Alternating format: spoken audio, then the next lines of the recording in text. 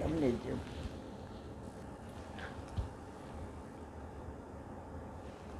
તો વાત કરતા હતા આલોકજીની. હવે ઓલાએ કીધું કે અત્યારે રિક્ષા જશે નહીં. આ મોસમ વિનાનો વરસાદ કેમ આવ્યો? બધાય ચિંતા કરવા માંડ્યા. પાણી ભરાઈ ગયા, કરા પડ્યા, બધાને ચિંતા થવા માંડી. ઓલી નાની દીકરીઓ હતી એ કે પપ્પા વરસાદ રહેશે કે નહીં રહે?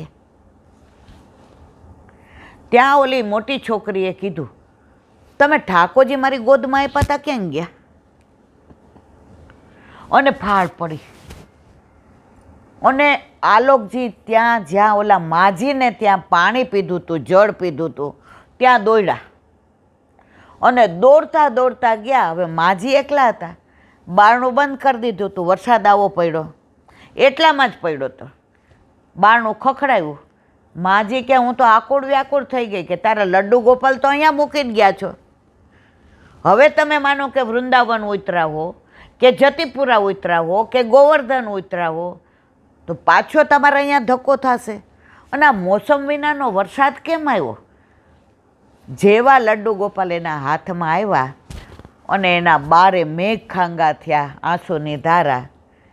પ્રભુ, આજે હું વિચાર કરતો હતો ને સવારનો કે તમે મારા ઘરે પ્રસન્ન છો કે નહીં, મને જતાવી દીધું કે આપ મારા ઘરે અતિ પ્રસન્ન છો.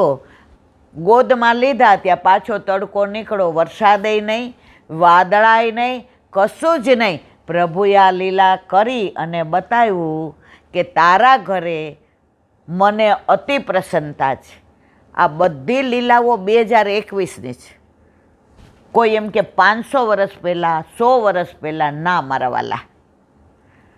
હવે એક નાની વાત, આજે છે અષાઢ સુદ 14. આખા વર્ષમાં આજે ઠાકોરજી ગોવર્ધન માલા ધરે અને એ બધા વનના પુષ્પો. વ્રજની આજુબાજુ 132 વન અને ઉપવન છે. એમાં 96 વન છે, એમાં બધા પુષ્પો સુગંધી છે. હવે કેમ ગોવર્ધન માલા ધરે? એનું લીલાનું અનુસંધાન. આપણા વલ્લભે કાંઈ પણ આપણને આપ્યું છે, પહેલાં એનું મહાત્મ્ય સમજાવ્યું છે. આજે આ 11, જો પરમ દિવસે બધાએ કીધું કે દેવ પોઢી એકાદશી, દેવ શયની એકાદશી. ના મારા વાલા, આપણા ઠાકોરજી 4.5 મહિના પોઢી જાય તો આપણે કરીએ શું? આપણા ઠાકોરજી તો એવરી ડે રોજ પોઢે છે અને રોજ જાગે છે. તો આપણી એકાદશી કઈ? પદ્મા એકાદશી. એનું પરમ દિવસે મહાત્મ્ય મેં કીધું હતું, જે મારા વલ્લભે કહ્યું હતું. તો કેમ ગોવર્ધન માલા? હવે એનું અનુસંધાન, એનું મહાત્મ્ય. વલ્લભ ઝારખંડમાં હતા ત્યારે ઠાકોરજી આજ્ઞા કરી, વલ્લભ મને હવે પાઠ બેસાડો. શ્રાવણ સુદ 5મના દિવસે ગિરિરાજજીની કંદરામાં જ્યાં પેલી ગાય સ્રવતી હતી દૂધ, અને વ્રજવાસીઓ ત્યાં દૂધ ધરાવતા હતા અને માનતા કરતા હતા. બધાએ પૂછ્યું કે અમે તમને ભોગ ધરાવીએ? ના, મારો વલ્લભ આવશે, મને પાઠ બેસાડશે, ત્યારે જ હું ભોગ આરોગીશ, અમારા વલ્લભના હાથનો, બીજો નહીં. હવે એ વાતને 70 વર્ષ થયા. ત્યાં સુધી ઠાકોરજી એક ભુજા ઊંચી રાખી અને પછી આજ્ઞા કરી. ક્યાં? ઝારખંડમાં, જ્યાં વલ્લભ પરિક્રમા કરતા હતા. વલ્લભ હવે મને પાઠ બેસાડો. હવે આનું પ્રમાણ તમને આપું કે 1535 વરુથી એકાદશીએ ચંપારણમાં આપણા વલ્લભનું પ્રાગટ્ય થયું. એ જ દિવસે અહીંયા ગિરિરાજજીની કંદરામાંથી ઠાકોરજીનું પ્રાગટ્ય. એટલે સ્વામી સામનેજી અને ઠાકોરજી સાથે પધાર્યા. વલ્લભ બધું મૂકી પરિક્રમા અને ક્યાં આવ્યા? વ્રજમાં. અને અખા ત્રીજના દિવસે એટલે કે અક્ષય તૃતીયા અને અક્ષયનો એનો ક્યારેય ક્ષય ન થાય. તમે જુઓ, દસમનો ક્ષય હોય, બારસનો હોય, પણ અક્ષય નોમ અને અક્ષય તૃતીયાનો ક્યારેય ક્ષય ન થાય. એનું મેં અનુસંધાન વચ્ચે કહી દીધું છે, એટલે અત્યારે આપણે નથી કહેતા. તો ઠાકોરજીને પાઠ બેસાડ્યા. હવે જ્યાં સુધી ઠાકોરજી ગિરિકંદરામાં હતા ત્યાં સુધી વિહાર કરતા, પછી બહાર બિરાજતા, તો બધા વન ને ઉપવન ને બધા પાન ને બધી નાની નાની કૂપળો ને જે સુગંધી ન હોય એ ફૂલ ને બધા ઠાકોરજીના ચરણારવિંદમાં આવતા, બધા એમને સ્પર્શ કરતા. હવે પાઠ બેસાડ્યા ગિરિરાજી ઉપર, તો હવે તો ઠાકોરજી પાઠ બેસી ગયા. તો જે આપણા પુષ્ટિ માર્ગમાં આપણા ઠાકોરજીને આપણે સાચા ફૂલ જ ધરાવીએ છીએ.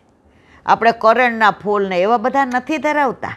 આપણે તો ગુલાબ ને મોગરો ને કોયલ ને વાસંતી ને કંદ ને કેતકી ને ચમેલી ને આ બધાના જ માળાજી કરીએ છીએ, જે પ્રભુને સોહાય. તો હવે પાઠ બેસાડ્યા, તો ઓલા બધા જે કરેણ ને જુદી જુદા પાંદડા ને જુદા જુદા વૃક્ષો ને જુદી જુદી વેલીઓ ને એ બધા નિરાશ થઈ ગયા કે હવે તો ઠાકોરજી પાઠ બેસી ગયા. અહીંયા હતા તો અમે ઉડતા હતા, ચરણ સ્પર્શ કરતા હતા, અમારો અંગીકાર થતો હતો. હવે તો સાચાનો જ અંગીકાર, હવે અમારા ખોટાનો નહીં. ઠાકોરજી કે ના, હું તમારી સાથે ગિરિકંદરામાં આટલા વર્ષ રહ્યો છું. તમને જેમ મારો સ્પર્શ ગમતો હતો એમ મને પણ તમારો સ્પર્શ ગમતો હતો. તો આ દિવસે એટલે કે અષાઢ સુદ 14ના દિવસે વનમાલા એટલે કે ગોવર્ધન માલા, આ બધા ખોટા પાંદડા ખોટા પુષ્પો બધું ભેગું કરી અને લાંબી માળાજી થાય. અને વરસમાં એકવાર જ ઠાકોરજી ધરાવે. તો મારા વાલા, એકવાર જે ઠાકોરજીનો સ્પર્શ કરી લે એને ઠાકોરજી આજે નહીં, કાલે નહીં, ક્યારેય નથી છોડતા, નથી છોડતા, નથી છોડતા. એમાં પછી પુષ્પ હોય, પાન હોય, વૃક્ષ હોય, વેલી હોય, પશુ હોય, પક્ષી હોય કે આપણે હોઈએ. એનું પ્રગટ પ્રમાણ ગુલાબદાસને એવું હતું કે તમારા ગુસાઈજી શું બધાનો ઉદ્ધાર કરે? હા, એ કે લે એમની ત્રેવડ હોય તો મારો ઉદ્ધાર કરે. ગુસાઈજી પાસે બ્રહ્મ સંબંધ લીધું. ગુલાબદાસમાંથી ગુલાબ ખાન થઈ ગયા. આપણે 84-252ની વાર્તા તમે વાંચતા હો એટલે તમને ખબર છે. એ કે લે તમારા ગુસાઈજીએ કર્યો મારો ઉદ્ધાર. આ ગુલાબ ખાન થઈ ગયો, વેશ્યાના ઘરમાં રહેવાનું, દારૂ ના ખાવાનું, ખાવાનું. હવે એક રાજા આવ્યો ગુસાઈજી પાસે, ગુસાઈજીનો સેવક.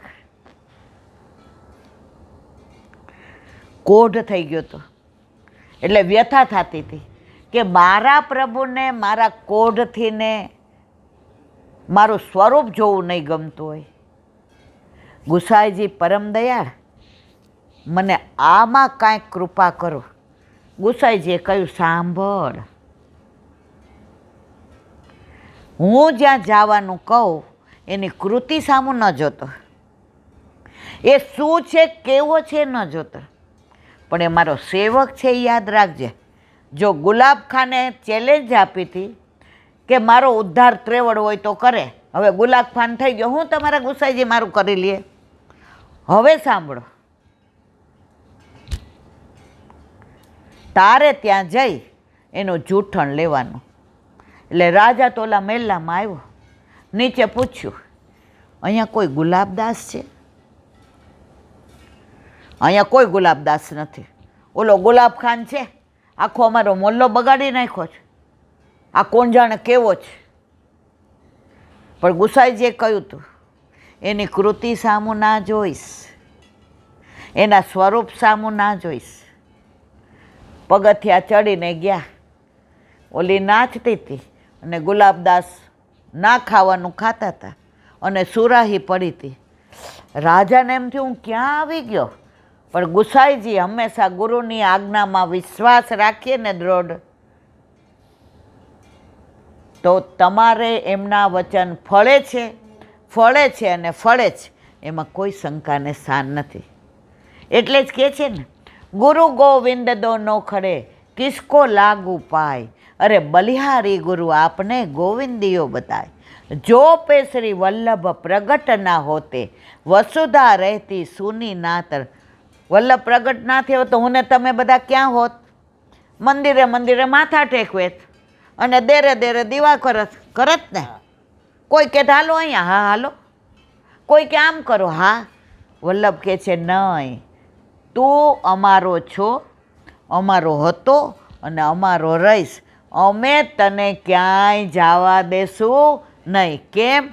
આજે મારા આની સાથે લગ્ન થાય, પછી હું ઝઘડાળું હોઉં, રસોઈ ન આવડતું હોય સારું, ઘરમાં સારી રીતે રહેતી ના હો, તો આ મને સમજાવે ખરા, પણ મને કાઢી ન મૂકે હો. ખરી ખોટી વાત? તો આપણા ઠાકોરજી આપણા માથે બિરાજતા. ઘણીવાર આપણે દોષ કરીએ, ઘણીવાર આપણા ઠાકોરજીને ગમતું ના થાય, ઘણીવાર આપણે લૌકિકમાં એવી લીલા કરવી પડે કે પ્રભુને એમ થાય કે આજે મારી પાસે ન રહી, મારી સાથે રહી, પણ આપણને છોડે નહીં હો. એવો આપણો પ્રભુ. તો આ ગુલાબ ખાનને પૂછ્યું, તમે ગુલાબદાસ છો? નહીં, હું ગુલાબ ખાન છું. બીજી વાર પૂછ્યું, તમે ગુલાબદાસ છો? હું ગુલાબ ખાન છું. ત્રીજી વાર કે મને ગુસાઈજીએ મોકલો છે, તમે ગુલાબદાસ. ગુસાઈજીનું નામ પડ્યું ત્યાં તો આને આમ શરીરની અંદર રૂવા ઊભા થઈ ગયા કે મેં એમને ચેલેન્જ આપી હતી કે મારો ઉદ્ધાર કરો. આજે હું ગુલાબ ખાન થઈ ગયો, વેશ્યા સાથે રહું છું, દારૂ ના ખાવાનું, તોય મારા ગુસાઈજીએ મને છોડ્યો નહીં. અને પછી એનું જે સેજ અધરામૃત લયું, રાજાનો કોઢ જતો રહ્યો અને ગુસાઈજી પાસે આવ્યા. અહીંયા તરત ગુલાબદાસ લીલામ પહોંચી ગયા અને ગુસાઈજી પાસે આવ્યા પેલા રાજા. તો ગુસાઈજીને લીલામાં પહોંચી ગયેલા ગુલાબદાસ વીંજણો ઢોળતા હતા. તો એકવાર આપણો અંગીકાર ઠાકોરજી કરે છે, પછી આજે નહીં, કાલે નહીં, ક્યારેય છોડતા નથી. એક વૈષ્ણવ જે પાસે આવ્યા, જે રાજ, મારે 2 દીકરા છે, હમણાંની જ વાત, મારી જ હાજરીમાં. એક દીકરો મારો એકદમ અનુકૂળ, ઠાકોરજી સિવાય ક્યાંય જાય નહીં, એના માટે સર્વસ્વ ઠાકોરજી. પણ મારો બીજો દીકરો, મારે કેવું નથી પણ એવો, તો બ્રહ્મસંબંધ તો બેયને સાથે આપ્યું, ઉછરા બે સાથે, મારી કોખ પણ એડીએ, શિક્ષણ પણ બે સાથે લીધું, બે એટલા હોશિયાર. તો કેમ આવું?